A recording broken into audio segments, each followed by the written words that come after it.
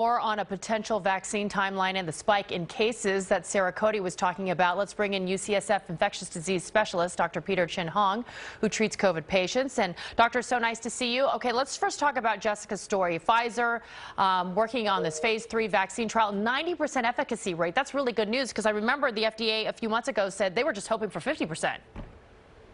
Yeah, like tremendous news, Janelle. I think we're all celebrating in the streets and the hallways of the hospital today. I think it was really better than expected. Again, we would have been happy with 50% efficacy, but 90% really above expected in terms of our enthusiasm and what the results showed. That's great news. Jessica said it will take some time, and we heard the governor also say the same thing. Like, we may get a vaccine this year, as President Trump has also been promising, but realistically, when will the general public get access to it? What are you hearing? Who gets priority first?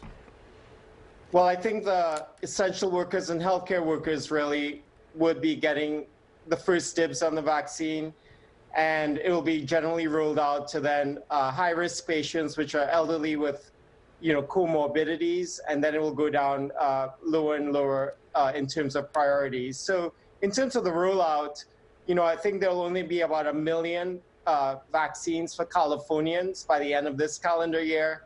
Pfizer is expected to produce 1 billion next year, but again, it will be a slow rollout.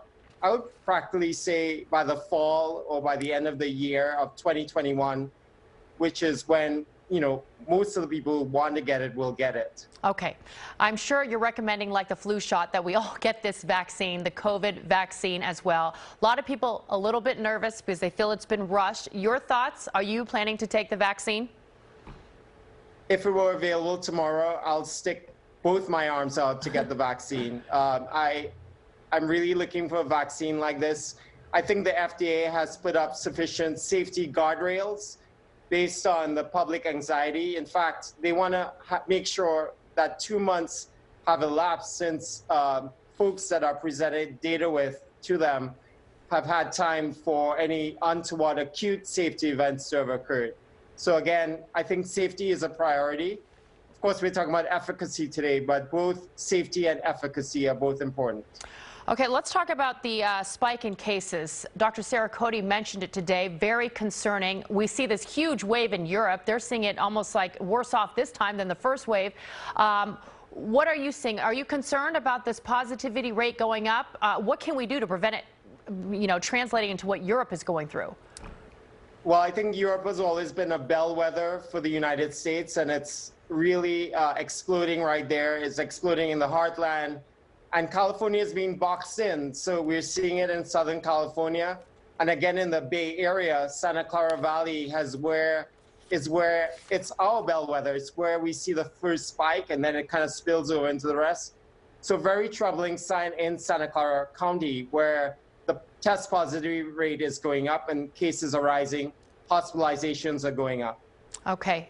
Dr. Peter Chin Hong from UCSF, thank you. A good reminder that we all need to social distance, mask up, even though a lot of people are just loosening up restrictions. People are getting together, celebrating over the weekend with the Biden election and the election and him being announced as president-elect. So take those precautions, especially through the holiday season. Okay, thanks, Doctor.